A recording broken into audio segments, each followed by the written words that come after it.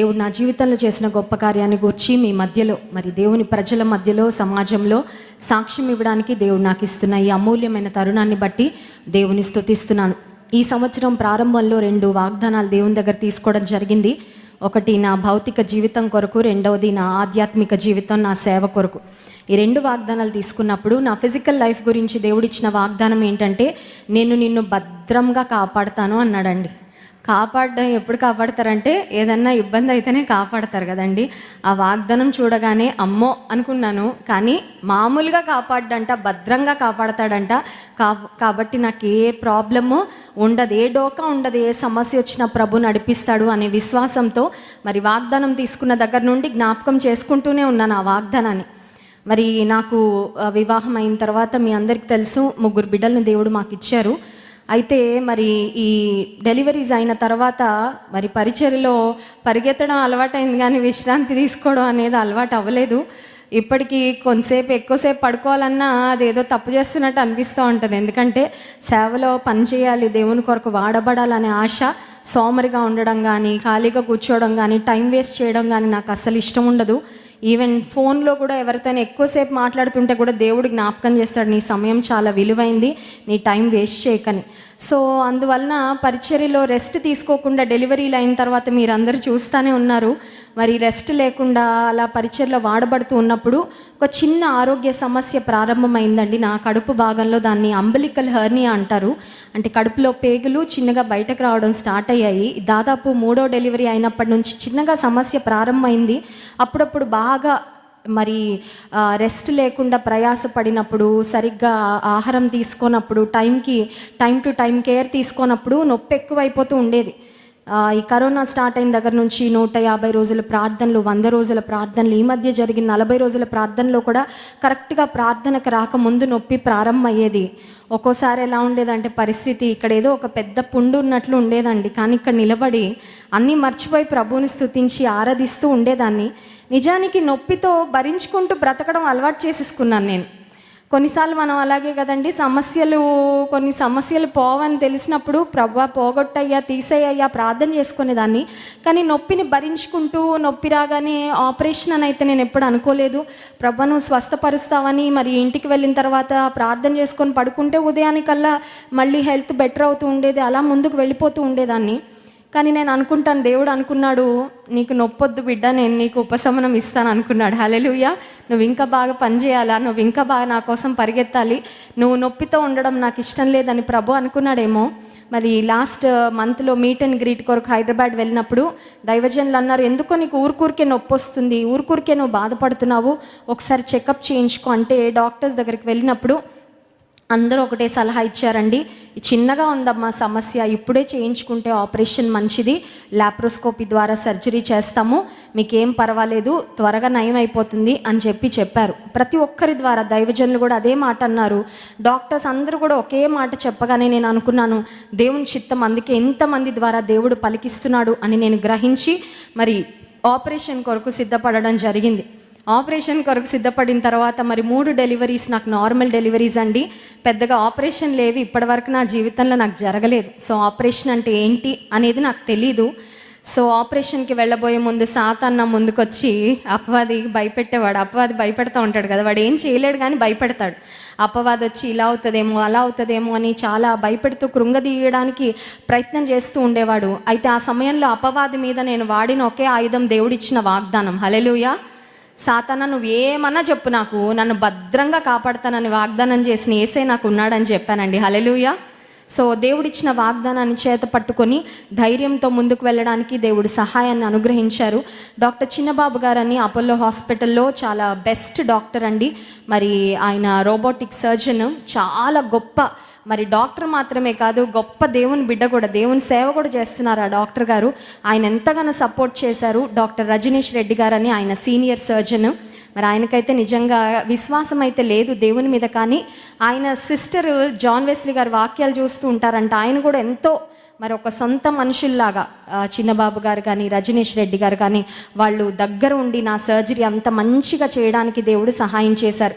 Surgery అయిపోయిన తర్వాత 3 రోజులు నా పరిస్థితి, కాలు కూడా నా స్వంత శక్తితో కదపలేకపోతున్నానండి. నిజానికి ఆపరేషన్ అయిన తర్వాత నా ఆపరేషన్ బెడ్ మీద నుంచి మీరు చూసిన బెడ్ మీదకి నన్ను కదలమన్నారు. 3 సార్లు కదిలాను. ఇంకా నేను గివప్ అయిపోయాను. ఇంక నా వల్ల కావట్లేదండి, తట్టుకోలేకపోతున్నాను ఈ పెయిన్ అంటే. కళ్ళు మూసి తెరిసే లోపల నా చుట్టూ 10 మంది నర్సులు వచ్చారండి. అందరు వచ్చి నవ్వుతా ప్రైజ్ లార్డ్ అక్క మీ వాక్యం రోజు వింటూ ఉంటామని వాళ్ళందరూ చెప్పి, మీరు అలాగే ఉండండి, ఆ బెడ్ మీదకి మిమ్మల్ని మేమే మారుస్తామని నలుగురు, మరి నా తల దగ్గర నలుగురు, నా కాళ్ళ దగ్గర ఉండి అలా బెడ్షీట్తో నన్ను ఆ బెడ్ మీదకి షిఫ్ట్ చేసి రూమ్కి పంపించడం జరిగింది. ఇంకా ఆ తర్వాత ఫస్ట్ రోజు నా నొప్పి మాత్రం వర్ణనాతీతం అండి. మరి ఎందుకో తెలియదు, పెయిన్ కిల్లర్స్ ఎక్కిస్తూ ఉన్న చాలా విపరీతమైన నొప్పి. ఆ రోజు ఈవినింగ్ నర్సెస్ వచ్చి అన్నారు, మీరు లేచి నిలబడాలక్క, మీరు నిలబడితేనే కొంచెం అంతా ఫ్రీ అవుతుంది బాడీ, ఎలాగైనా ప్రయత్నం చేయండి అంటే చాలా కష్టం మీద వాళ్ళ సపోర్ట్తో లేచి నిలబడ్డాను. కానీ నా కళ్ళు తిరిగిపోయాయి. నేను చెప్పాను ఇంకా నా వల్ల కాదు, నన్ను కూర్చోబెట్టేసాను. ఆ లేచి నిలబడుతున్న సమయంలో నా కళ్ళ ముందు ఒకటే జ్ఞాపకం వచ్చిందండి. అదేంటంటే సిలువ మీద వేలాడుతున్న యేసే నాకు జ్ఞాపకం వచ్చాడు. హల్లెలూయా. నాకు అనిపించింది, ప్రభువా నువ్వు సిలువ మీద ఎలా భరించావు, అంత శ్రమ ఎలా భరించావు, ఈ కొంచెం శ్రమ తట్టుకోవడానికి నాకు సహాయం చేయి, నాకు స్ట్రెంగ్త్ ఇవ్వు ప్రభువా అని దేవుని సిలువనే నా కళ్ళ ముందు పెట్టుకొని ఆ తర్వాత మళ్ళీ నా బెడ్ మీద నన్ను పడుకోబెట్టేశారు. ఆ తర్వాత ఇంకొక 2 రోజులు కూడా ఆల్మోస్ట్ సేమ్ సిట్యువేషన్, అదే పరిస్థితి. కానీ ఈ పరిస్థితి గుండా వెళ్తూ ఉన్నప్పుడు దేవుడు నాకు జ్ఞాపకం చేశారు ఒక మాట. ఏంటంటే ఆపరేషన్లు చాలామంది చేయించుకుంటూ ఉంటారు. వాళ్ళకి ఆ ఆపరేషన్ గుండా వెళ్ళేటప్పుడు ఆ బాధ ఎలా ఉంటుందో నాకు తెలిస్తే వాళ్ళని ఇంకా నేను ఆదరించగలను, వాళ్ళు ఇంకా ధైర్యపరచగలను, వాళ్ళ కొరకు భారం కలిగి ప్రార్థన చేయగలను అని దేవుడు నాకు జ్ఞాపకం చేశాడండి. ఈ శ్రమ గుండా నన్ను ఎందుకు పంపించావు ప్రభువా, ఎందుకు అనుమతించావంటే ప్రభు అన్నాడు, నువ్వు ఇతరులను ఆదరించినట్లుగా ఇతరుల అనుభవాలు నీకు తెలియాలి కదా ముందు కదండి. కొంతమంది అనుకుంటారు సేవకులు అంటే వాళ్ళకి ఏం ఉండవండి కష్టాలని. లేదండి, కొన్నిసార్లు దేవుడు భయంకరమైన పరిస్థితుల గుండా మమ్మల్ని పంపిస్తాడు. ఎందుకంటే ఎప్పుడైతే ఒక పువ్వు నలపబడుతుందో అప్పుడే సువాసన, ఒక గంధపు చెక్క అరిగినప్పుడే దాని నుండి సువాసన. కొన్ని అనుభవాలు దేవుడు ఆయన చిత్తంలో ఒక ఉన్నతమైన ఉద్దేశంతో దేవుడు అనుమతిస్తాడు. అప్పుడు అనుకున్నాను, ప్రభువా నీకు స్తోత్రాలు, ఈ పరిస్థితి కూడా నా మేలుకే. హల్లెలూయా. సో 3 రోజుల తర్వాత మరి హాస్పిటల్ నుంచి నేను డిశ్చార్జ్ అవ్వడానికి దేవుడు సహాయం చేశారు. మరి బెరాకా మినిస్ట్రీస్, ఏస్పాదం అంకుల్, ప్రభావత ఆంటీ, కాలేబన్న, గ్లోరీ వదిన వాళ్ళ దగ్గర ఉండి అన్ని విషయాల్లో నాకు చాలా మరి సపోర్ట్ చేశారండి. నిజానికి పెళ్ళైన తర్వాత నా కుటుంబాన్ని బిడ్డలను వదిలిపెట్టి నేను ఇన్ని రోజులు ఉండడం ఇదే మొదటిసారి. వివాహం అయినా పిల్లలున్నా ఎవరు లేనట్టు ఒక్కదాన్ని అక్కడ ఉన్నానండి. మా తల్లిగారు మరి తనకున్న సేవ బాధ్యతలు అన్నీ ప్రక్కన పెట్టి నా కొరకు మా మమ్మీ సర్జరీ విషయంలో వచ్చి నాతో దాదాపు 11 రోజులు మా మమ్మీ ఉండి నాకు పరిచయం చేశారు. నిజానికి ఈ పరిస్థితి అంతా అవుతున్నప్పుడు నేను ఇంకా రేపు పొద్దున ఫ్లైట్ ఎక్కి రాజమండ్రి వస్తాననగా నేను ఆలోచించుకుంటున్నాను కూర్చొని, ఏమనంటే నేను పెళ్ళైన తర్వాత పిల్లలని, పరిచర్యని, నా ఇంటిని అన్నీ వదిలేసి నేను ఇక్కడ ఇంత ఇదిగా ఎలా ఉండగలిగాను, ఎలా దాటగలిగానంటే నాలో ఒక భావన మాటి మాటికి వస్తూ ఉండిందండి. అదేంటంటే గ్రాటిట్యూడ్. నాకెందుకు ఇలా అయింది, ఈ నొప్పి ఆ నొప్పి ఈ నొప్పి అని ఎక్కువ ఆలోచించలేదు. కానీ హాస్పిటల్లోకి వెళ్ళిన దగ్గర నుంచి ప్రభువుని స్తుతించడం మొదలుపెట్టా. ప్రభా ఎంతోమందికి ఇలాంటి ఆరోగ్య సమస్యలు ఉన్న, ఆపరేషన్ చేయించుకోవడానికి డబ్బులు లేవు, కానీ మాకు ఆ ఆపరేషన్ చేయించుకునే అవకాశం, స్తోమత ఇచ్చావు, సపోర్ట్ చేసే డాక్టర్స్ని ఇచ్చావు, ధైర్యపరిచే కుటుంబాన్ని ఇచ్చావు. దైవజనులకు ఎన్నో పనులు ఉన్నాయి, అమెరికా నుంచి అప్పుడే వచ్చారు. కానీ నాతో ఒక మాట చెప్పారు, 3 రోజులు నీ కోసం కేటాయిస్తున్నాను, నీ దగ్గర ఉంటాయి, ఏం పర్వాలేదు, నువ్వు టెన్షన్ ఫ్రీగా ఉండు. దైవజనులు ఒక ప్రక్క మా తల్లిగారు, ఒక ప్రక్క కాలేబన్న, అలాగే గ్లోరీ వదిన, మరి వాళ్ళు ఉండి ఏం పర్వాలేదమ్మా, మేము ఉంటాం కదా, మేము అన్నీ చూసుకుంటాం, మీకు ఏం పర్వాలేదని. ఆ తర్వాత నర్సెస్ అయితే అరగంటకు వస్తూనే ఉండేవారండి, ఎలా ఉంది మీకు, ఇలా చేయమా అలా చేయమా అని. ఇవన్నీ చూస్తున్నప్పుడు నిజంగా ప్రభుని ఎంతో స్తుతించాను. ఎందుకంటే ఈ శ్రమలలో కూడా దేవుడు ఇంత సపోర్ట్ సిస్టమ్ ఇచ్చి, ఇంతగా తన కృప చూపించి మరి మీ మధ్యలోకి దేవుడు క్షేమంగా నన్ను తీసుకొచ్చాడు. ఒక్కొక్క గండం, ఒక్కొక్క శ్రమ, ఒక్కొక్క పరిస్థితి మా కుటుంబంలో కానీ నా విషయంలో కానీ దేవుడు దాటిస్తున్నప్పుడు నాలో కృతజ్ఞత ఇంకా పెరిగిపోయి, ఇంకా సేవ చేయాలి, ఇంకా వాడబడాలి, ఇంకా నీ రుణం తీర్చుకోవడానికి ఇంకా నేను జీవించాలి ప్రభు అనే ఒక తాపత్రయం, ఒక కసి మరి రోజుకి పెరుగుతుందండి. మరి నా కొరకు ఆత్మీయ తల్లిదండ్రులు ఎంతగానో ప్రార్థన చేశారు. మరి మా బిడ్డలు కూడా పాపం నేను దగ్గర లేకపోయినా నా కోసం వీడియో కాల్స్లో ఎంతో ఏడుస్తూ ఉండేవాళ్ళు నన్ను చూసి. మరి నువ్వు వచ్చేయాలి మమ్మీ, రావాలి మమ్మీ అని దేవుడు ఇంతవరకు తన కృపనిచ్చి ఆరోగ్యం ఇచ్చారు. డాక్టర్ గారిని అడిగాను, ఎన్ని రోజులు రెస్ట్ తీసుకోవాలి డాక్టర్ గారు అంటే మరి స్టేజ్ మీదకి ఎన్ని రోజులు వెళ్ళకుండా ఉండాలని అడిగితే 4 రోజులు అని చెప్పారండి. మరి పోయిన ఆదివారం నేను మందిరానికి వెళ్ళలేకపోయాను, మరి బెడ్ మీదే ఉన్నాను, రెస్ట్ తీసుకుంటున్నాను. కానీ ఈరోజు ఈ ఒక్క ఆరాధనలో అయినా ఖచ్చితంగా పాల్పొందాలి, ప్రభువుని స్తుతించాలి, ఆరాధించాలి. మీ మధ్యలో దేవుడు నా జీవితంలో చేసిన కార్యాన్ని గురించి సాక్ష్యం ఇవ్వాలని నేను రావడానికి దేవుడు కృప చూపించారు. దైవజనులుగా మేము మీ నుండి అడుగుతుంది ఒకటే, మీ ప్రార్థనలు కోరుతున్నాం. మేము ఆరోగ్యంగా ఉంటే ఇంకా ప్రభు కొరకు వాడబడగలం. దైవజనులు జాన్ వెస్లీ గారి కొరకు, నా కొరకు, బిడ్డల కొరకు, ఆత్మీయ తల్లిదండ్రుల కొరకు, ఈ సేవ కొరకు, పరిచర్య కొరకు మీ అనుదిన ప్రార్థనలు జ్ఞాపకం చేసుకోండి. ప్రార్థించిన మీ అందరికీ ప్రభు పేట వందనాలు చెల్లిస్తున్నాను. ఈ చిన్న సాక్ష్యాన్ని దేవుడు దీవించును గాక. ఆమేన్. ఎన్నో మాటలు మాట్లాడతాం, ఎన్నో ప్రార్థనలు చేస్తాం, కానీ దేవుడు మనకిచ్చే మాటను మాత్రం గట్టిగా పట్టుకోవాలి. హల్లెలూయా. నేను పోయిన ఆదివారం నా సాక్ష్యం చెప్పాను. దేవుడు నేను నిన్ను భద్రంగా కాపాడుతానంటే అదే గుర్తుపెట్టుకున్నానండి. సాతాను ఎప్పుడొచ్చి భయపెడుతున్నా నేను అంటున్నాను, దేవుడు భద్రంగా కాపాడతాడు అంటున్నాను. హల్లెలూయా. వెస్లీ గారు, ఈ అమ్మమ్మ గారు 90 సంవత్సరాల వయసులో చనిపోయారు. ఆమె చనిపోకముందే దేవుడు ఆమెను దేవుని సన్నిధికి పిలుచుకుంటున్నానని దేవుడు ముందే ప్రత్యక్షపరిచాడు, బయలుపరిచాడు. స్వరం ద్వారా నీ సమయం అయిపోయిందమ్మా, నీ పిలుపు వచ్చిందని చెప్పాడంట అమ్మమ్మకు. అయితే ఒకరోజు రాత్రి 1 గంటకు బాత్రూమ్కి వెళ్దామని లేచారు. 2 అడుగులు వేశారు, పడిపోయారు. మరి కళ్ళు తిరిగాయేమో తెలీదు. పడిపోగానే ఆ రోజు మార్నింగ్ వెంటనే మా దగ్గరికి అమ్మమ్మని తీసుకొచ్చాము. తీసుకురాగానే చెప్పిన మొట్టమొదటి మాట వెస్లీ గారికి చెప్పారు, జాన్ బాబు నా పిలుపు వచ్చిందయ్యా, దేవుడు నాతో మాట్లాడాడు, నేను వెళ్ళిపోతున్నానని. అప్పుడు వెస్లీ గారు అన్నారు, లేదమ్మమ్మ, మీరు 100 ఇయర్స్ ఉండాలి, మీరు సెంచరీ కొట్టాకే వెళ్ళాలి, మీకు ఏం అవ్వదు, మీకు పిలుపు వచ్చుంటే నిన్న రాత్రి వెళ్ళిపోయేవాళ్ళు కదా, ఇప్పటి వరకు ఉన్నారు కదా, ఏం పర్వాలేదని ధైర్యపరిచారు. అమ్మమ్మ మాత్రం లేదు, నాకు దేవుడు పిలుపు వచ్చిందన్నాడు, నేను వెళ్ళిపోతున్నానని చెప్పేశారు.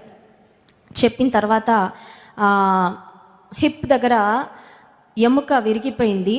పడిపోయినప్పుడు ఎముక విరిగిపోయిన తర్వాత ఆర్థోపెడిక్ డాక్టర్ దగ్గర తీసుకెళ్తే వారు చెప్పారు, ఈమెకున్న పరిస్థితిని బట్టి నొప్పి భయంకరంగా ఉంది, తట్టుకోలేరు, జీవితకాలం అంతా బెడ్లోనే పడుకోవాలి ఆపరేషన్ చేయకపోతే. ఒకవేళ బెడ్ రీడన్ అయినా పర్వాలేదు, కానీ నొప్పి మాత్రం భరించలేరు, ఎందుకంటే ఎముక విరిగిపోయింది కాబట్టి. దీనికి ఒకే ఒక్క పరిష్కారం ఉంది, అదేంటంటే ఆపరేషన్ చేయాల్సిందే, వేరే అవకాశం లేదని చెప్పారండి. చెప్పిన తర్వాత తప్పని పరిస్థితుల్లో ఆపరేషన్ చేయడం అంత సేఫ్ కాదు అని కూడా చెప్పారు డాక్టర్, ఎందుకంటే 90 సంవత్సరాల వయసు కాబట్టి హార్ట్ సపోర్ట్ చేయకపోవచ్చు ఆపరేషన్ అని.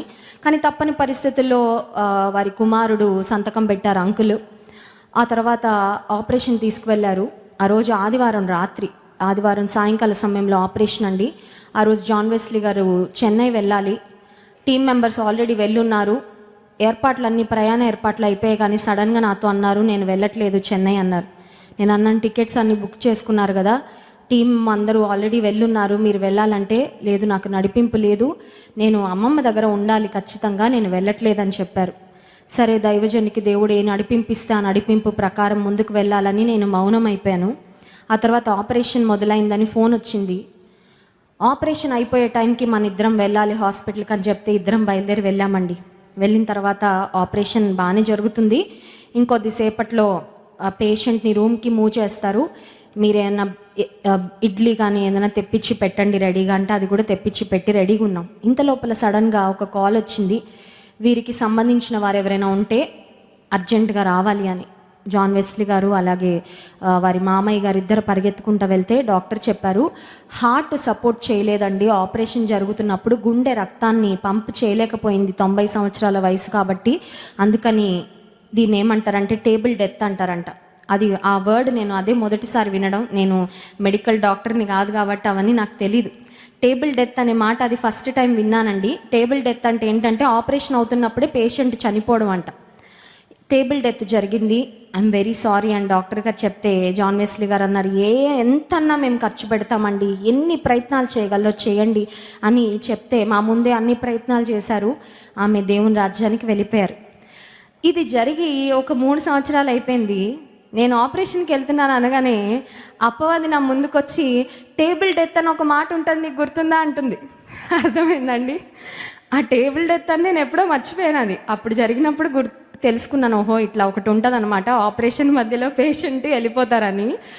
అయితే అపవాది నా దగ్గరకు వచ్చి అంటున్నాడు, నీకు తెలుసా టేబుల్ డెత్ అని ఒకటి ఉంటుంది కదా, నీకు తెలుసా అంటున్నాడు. అంటే మీకు అర్థమైందా? అపవాది నన్ను భయపెట్టాలని ప్రయత్నం చేస్తుంటే నేనేం పట్టుకెళ్ళా తెలుసా అండి, నన్ను భద్రంగా కాపాడుతానన్నాడు దేవుడు అని చెప్పాను. హల్లెలూయా. నా మనసులో జరిగిన సంఘర్షణ నేను జాన్ వెస్లీ గారికి కూడా చెప్పలేదండి, దైవజనికి కూడా చెప్పలేదు. కానీ I know what I went through. ఆ ఆపరేషన్కి వెళ్ళాక నేనేం ఫేస్ చేశాను నాకు తెలుసు. కానీ నన్ను నిలబెట్టింది, నన్ను ధైర్యపరిచింది దేవుని వాగ్దానమే. హల్లెలూయా. ఎందుకు ఈ మాట చెప్తున్నానంటే, దేవుడు నాకు ఇచ్చిన వాగ్దానాన్ని నేను మర్చిపోయి ఉంటే ఆపరేషన్కి వెళ్ళకముందు విలవిల్లాడిపోయేదాన్ని.